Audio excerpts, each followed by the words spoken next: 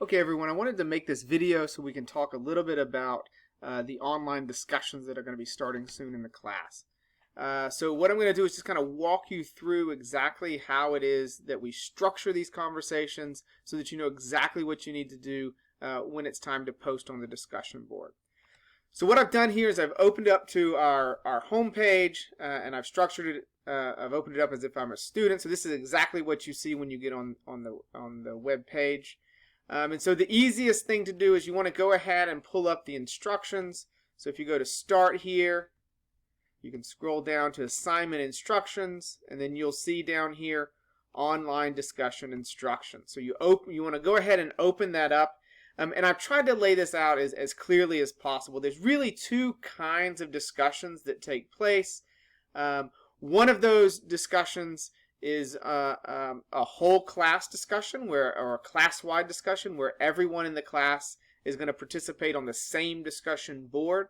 And the other kind of discussion we're going to have is a group discussion where I've broken you apart into 4 of your classmates and you guys are going to talk through a particular question that I pose to you in your small group with each other. Now the whole group discussion is basically what you would imagine having if we were in a face-to-face kind of class and I posed a question to the whole classroom. That's what you should have in mind. And you would be answering back to the whole class.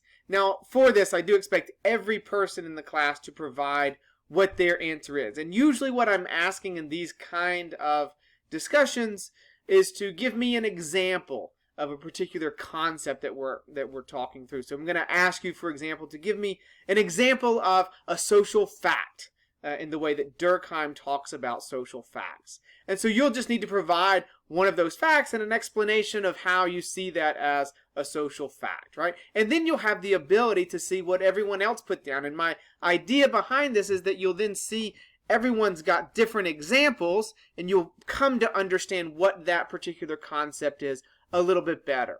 Now, for some of the discussions, we're going to do these in small group settings. Right, so here you can see the class-wide discussions, and down here you can see how I've organized the group discussions. And so what you should imagine here is if we were in an in-person, face-to-face class, that this would be kind of like me breaking you guys out into groups, so in a small group setting you can have a conversation with each other about the question at hand.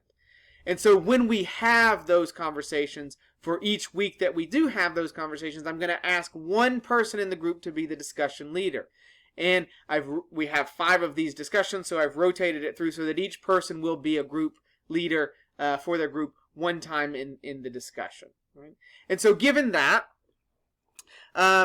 each week one person will be a discussion leader, and their job is to get the conversation going.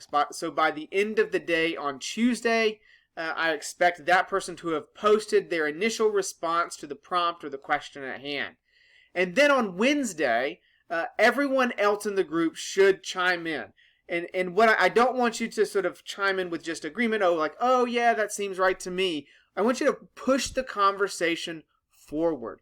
Deepen the conversation in some way. Don't be afraid to be critical and say, wait a minute, I didn't read the way that Marx talks about social classes that way. Or I didn't read the way Weber talks about power and authority that particular way. You want to sort of push the conversation forward. That could take the form of a kind of critique. Oh, wait a minute, I think you might be, or maybe I'm reading this a little bit differently than you. This could also take the form of, oh yeah, and if we think about it this way, let me give you this example, and that can kind of change how we think about this particular issue. But in some way, you need to be kind of deepening the conversation. And maybe the answer that they give to the question opens up a whole new set of questions for you to consider. And so you can pose those kinds of deepening questions. But in some way, you want to kind of move the conversation forward so that everyone is deepening their thought and thinking about the particular question at hand. So that's the basic structure. Do keep in mind, so when we have whole class discussions, everyone should post in their example or whatever I'm asking of you by the end of the day on Thursday of that week.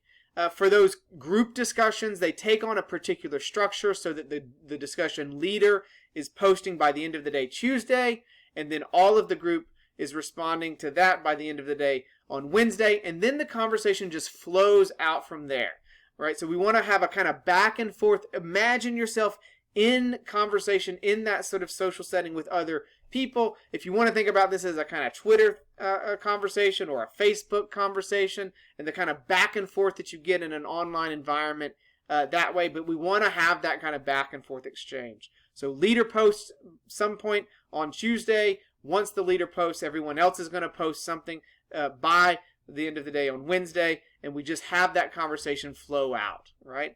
And even if on Wednesday not everyone in your group has said something, feel free to go ahead and chime in, as long as you're making space for everyone in the group to participate. All right, so if you have any questions about that, do let me know. I'd be happy to clarify any issues or any concerns you have. And with that in mind, I look forward to seeing these conversations evolve.